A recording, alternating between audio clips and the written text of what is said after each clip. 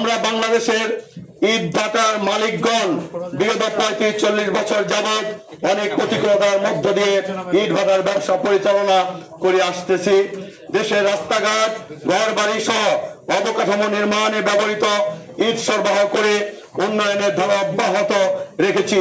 দেশের উন্নয়নের সঙ্গে সমতা রেখে আমরা ইট ভাটার মালিকগণ বায়ু দূষণ রোধে সরকার নির্দেশিত আধুনিক প্রযুক্তির জিগজাগ ভাটা স্থাপন করি, যাহা জ্বালানি সাশ্রয়ী পরিবেশ বান্ধব প্রযুক্তি উপমহাদেশে টেকসই এবং সহজ প্রযুক্তি হিসেবে পরিচিত। এই শিল্পে প্রায় 50 লক্ষ কর্মরত শ্রমিক আছে এবং 50 লক্ষ পরিবার তথা 2 কোটি মানুষের রুটি রুজির ব্যবস্থা আমরাই করছি। ইট ভাটা বন্ধ হয়ে গেলে এই লোকগুলো বেকার হয়ে পড়বে। এছাড়াও প্রায় প্রতিটি ইট ভাটার বিপরীতে 1 কোটি টাকার উপরে ব্যাংক লোন, প্রায় 8,000 কোটি টাকা এই ভাটা সময়ের বন্ধে হয়ে গেলে সমুদায় ব্যাংক লোন অনাদায়ী হয়ে থাকবে। ইট ভাটার মালিকগণ বছরে হাজার হাজার কোটি টাকার আর্থিক রাজস্ব দিয়ে থাকেন। সবার আগে ড্রাম চিমনি, ফিক্স চিমনি ও লাকড়ি দিয়ে ইট পোড়ানো ইট ভাটা সম্পূর্ণ বন্ধ করা সিদ্ধান্ত মাননীয় উপদেষ্টার সাথে আমাদের একমত পোষণ করেছি। কিন্তু সংশ্লিষ্ট কর্তৃপক্ষ তাহা না করে তার বিপরীতমুখী অবস্থান নিয়ে বৈধ পদ্ধতির জিগজাগ ইট ভাটার জরিমানা ও ভাঙচুর করছে।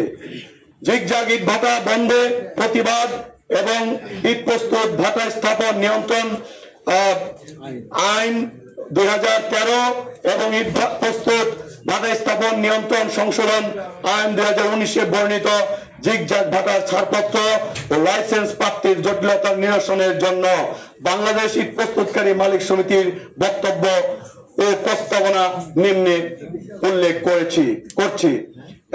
2013 সনের ইট ভাটা নিয়ন্ত্রণ আইন জিগজাগ ভাটা বৈধ পদ্ধতিতে উল্লেখ থাকলেও উক্ত আইনে 8-3 অনু এবং 8-3 খ উপধারার দূরত্ব নির্দিষ্টকরণের কারণে দেশের কিছু জিগজাগ ইট ভাটার মালিকগণ ছাড়পত্র ও লাইসেন্স পাচ্ছে না। ইতিমধ্যে পরিবেশ অধিদপ্তর হাইব্রিড ক্লিন ও ট্যানেল ক্লিন এবং এই ক্ষেত্রে নিষিদ্ধ এলাকা থেকে 1000 মিটার দূরত্বে এবং 400 মিটার নির্ধারণ করেছে। সুতরাং আমাদের জিগজাগ ভাটার জন্য উক্ত আইন 8-3 অনু ধারা নিষিদ্ধ এলাকা দূরত্ব 400 মিটার এবং আইনের 8-3 খ এর বনের দূরত্ব 700 মিটার করে লাইসেন্স ছাড়পত্র পাওয়ার জন্য মন্ত্রণালয় কর্তৃক পরিপত্র জারির মাধ্যমে পরিচালনা করার সুযোগ প্রদানের আমাদের আবেদন জানাচ্ছি। 2 জিগজাগ ইট ভাটার কোন প্রকার হয়রানি বা মোবাইল কোড করা যাবে না। 3 কোন ইট ভাটা